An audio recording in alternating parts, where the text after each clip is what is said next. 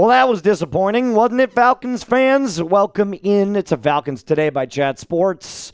My name is Moose, and this franchise continues to just find new ways to disappoint me. I honestly don't know what the hell that was for 3.5 hours. If you joined to our live watch party for the Falcons 2025 trade deadline, you would have seen a big fat goose egg from Terry Fontenot, Raheem Morris, and anybody in that entire front office for the Dirty Birds. This is, of course, why you subscribe, though.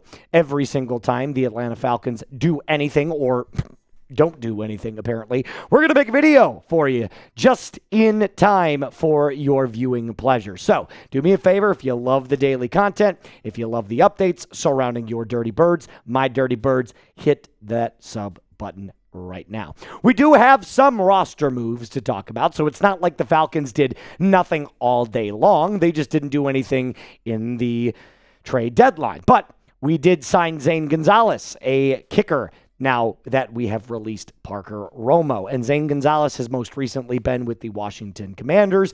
Clearly, the Atlanta Falcons are putting a lot of stock into this field goal stuff. Now, is that the biggest problem the Falcons have? Not even close. And the fact that we continue to fire kickers instead of fire coaches is absolutely wild to me. However, I will admit the kicker is a bit of an issue, and you should continue to rotate kickers until you find one that sticks. And then if you don't find one that sticks, well, then maybe you need to go out in the 7th round and draft someone. But with the 5 draft picks that the Atlanta Falcons have, drafting a kicker seems foolish considering you didn't trade away any players today.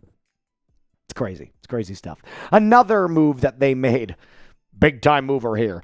Andrew STUEBER comes back to the Atlanta Falcons, who spent his 2024 preseason with the Atlanta Falcons, and then after he was dumped by the Falcons, signed on with the Cincinnati Bengals, and then again, of course, released by them and signed by the Falcons today. There's not much to talk about with this guy. He's played in 7 total games this entire season, so I don't even think that he is a starting caliber guard for the Atlanta Falcons offensive guard.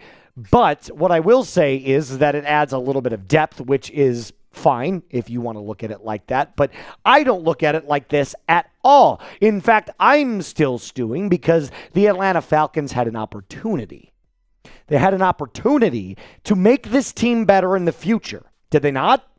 They had an opportunity to get rid of a surplus, not a surplus, excuse me. They had the opportunity to get rid of a player with a surplus of other pass rushers in Arnold Ebiketie. You could have gotten a 3rd-round pick, call up the Chicago Bears. They could have used one. You could have called up a multitude of teams and gotten rid of Arnold Ebiketie to secure and solidify at least some dignity in the 2026 draft, considering you have no 1st-round pick. But you know what? You didn't. You didn't. And why is that significant? Well, usually bad teams sell at the trade deadline. Now, I wouldn't say you had to fire sale it like the New York Jets did. You didn't have to fire sale it, at least somewhat, like the Tennessee Titans did. And I get it, you only have $4.86 million in available cap space, but the offense is sputtering. There's a clear and obvious indication from the locker room that things are not okay. Oh, and by the way, like I alluded to, you only have 5 draft picks in 2026. So what is it, Terry? Are you happy that this team is 3-5 and thinking, man, we can really turn it around? Or are you so upset with this team that you feel like changes need to be made? And if that's the case, why haven't Raheem and Zach Robinson been fired yet? So where do we stand, Terry? Oh, I know. Mediocrity. And not even mediocrity. No man's land. That's where you stand, Terry Fontenot, because your reluctance to make a move for now or to make a move for the future proves that you're just going day by day. And that's the worst place to be in if you're a football fan, or an Atlanta Falcons fan for that matter. But you know what? Like I said, this continues to not shock me because every single day, this team now just finds different ways to make me laugh. So are you mad that the Falcons didn't make a move? No, I'm not mad about it. What I am is over it. I'm over it. And I'll tell you why I'm over it coming up after this little ad break that we've got from our friends over at PrizePicks. The weather might be changing, but you know what never changes? The Falcons' mediocrity. That's what never changes. But PrizePicks is not mediocre. In fact, PrizePicks is really, really great. It's one of the bright spots of this episode today. All you have to do is head on over to the PrizePicks app and click that download button today because the feeling of being right never gets old. Keep the season rolling on PrizePicks by getting $50 instantly in lineups when you play your first $5.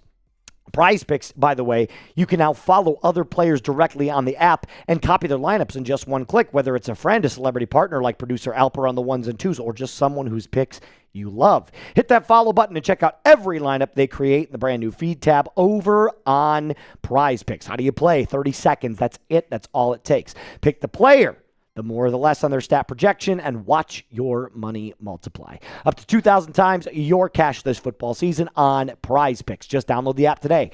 Use code CLNS to get $50 in lineups after you play your first $5 lineup. That's code CLNS to get $50 in lineups after you play your first $5 lineup. PrizePicks. It is good to be right. So like I said, I'm over it. Why am I over it? Because Arnold Ebiketie, as much as I love the players that we have drafted and grown and developed, it's clear that the newer additions in Jalen Walker and James Pierce Jr. are the future. And then you have interior pressure players like Brandon Dorlus and like LaCale London that both can do their job at getting to the quarterback as well. That's not even to mention players like Caden Ellis or David Onyemata or Rook Oroboro. So Arnold Ebiketie seems like the clear and obvious choice that if somebody was going to get moved, it would be him. We talked about it all week long. Ebiketie is the move. Get a third-round pick and at least get another draft pick. Why sell? Because this is the current state of the NFC South. You are squarely in third place. Hell, even the freaking Aints, man, they made a move today. They made two moves, actually, today. They got rid of one of their best weapons, and they got 2 draft picks out of it. You mean to tell me you couldn't have gotten a 3rd and a 6th for Arnold Ebiketie? You could have. But you know what? It all boils down to one take. This team is not serious about getting better. It isn't. And if you're watching right now, I want you to pin the exact time that I'm saying this. The team isn't serious about getting better. Not now, not for next year, not for the coming years. They aren't serious about it. And it's a shame because the city of Atlanta deserves better. Falcon fans deserve better. They deserve to be taken care of from an entertainment perspective surrounding their favorite football team. I highlighted the plan. And I'm not saying that Terry Fontenot watches this. I'm not saying that Arthur Blank watches this. I know they don't. I'm not that important. But I did highlight what the Falcons should do. Trade Arnold Ebiketie for a 3rd rounder. Then pick swap with the Browns for Shelby Harris. You solve 2 problems in one. You get rid of a player like Ebiketie who you're not necessarily in need of having. You plug up the hole in the defensive line and get a tree stump to stop the run woes. And then you also build for the future. So there's 2 birds, 1 stone right there. And then this is just gravy if it happens. Kirk Cousins gets traded and it opens up the door for cap space because he's a $35 million cap savings next year. You're going to cut him anyway. But Terry, you still didn't do shit. So keep thinking that things are going to be different. This is not just a message to Falcons fans, but a message, Falcons fans, excuse me. This is a message also to Terry Fontenot. If you continue to do nothing and sit on your ass all day long and just pray that something's going to work out, you will continue to find yourself at the bottom of the barrel of the NFL. Mic drop, period, stamp it, send that shit out. because like I said, I'm over it.